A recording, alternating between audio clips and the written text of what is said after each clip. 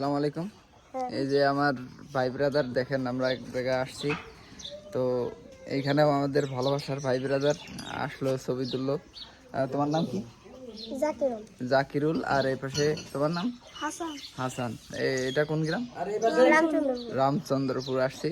এখানেও আমাদের ভাই ব্রাদার আছে, ঠিক আছে। দুলাল হিট 47 ভিডিও দেখে গ্রুপে। আর ওই সাইডে আছে কালাম ভাই। এই যে আমাদের হুজুর,